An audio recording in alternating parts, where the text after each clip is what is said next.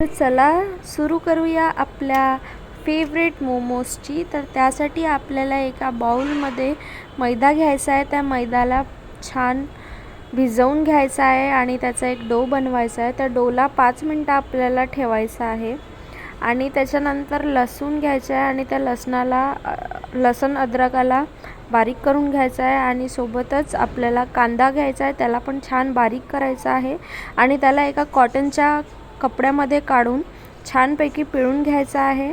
आणि त्या कांद्याला छानपैकी स्टफिंगसाठी आपल्याला एका बाउलमध्ये काढून त्या अद्रक लसणाचा पेस्ट टाकायचा आहे आणि सोबतच तुम्हाला जे काही स्टफिंग टाकायची असेल, आम्ही पनीरची स्टफिंग टाकली आहे त्याच्यात.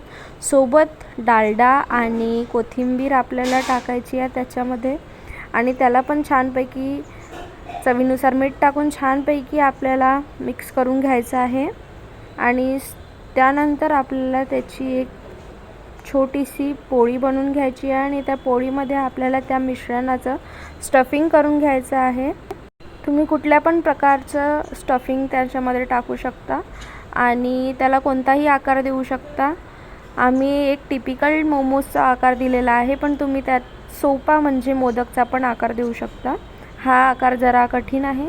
मग आपल्याला गॅसवर एक भांड्यामध्ये पाणी टाकून त्या मोमोजला आपल्याला स्टीम करायचं आहे आणि ते साईडला ठेवायचे आहे. मग आपल्याला करायची आहे चटणीची तयारी. त्यासाठी एका बाउलमध्ये टमाटर, मिरची आणि लसूणला उकळून घ्यायचं आहे आणि त्याला मिक्सरमधून बारीक करून घ्यायचं आहे आणि आपली रेड चटणी तयार. आणि सोबतच आपल्याला ह्या मोमोजला फ्राय करून घ्यायचे आहे आणि ते फ्राय तुम्हाला ब्राऊन होतपर्यंत ठेवायचे आहे. आणि हे आपले मोमोज रेडी आहेत.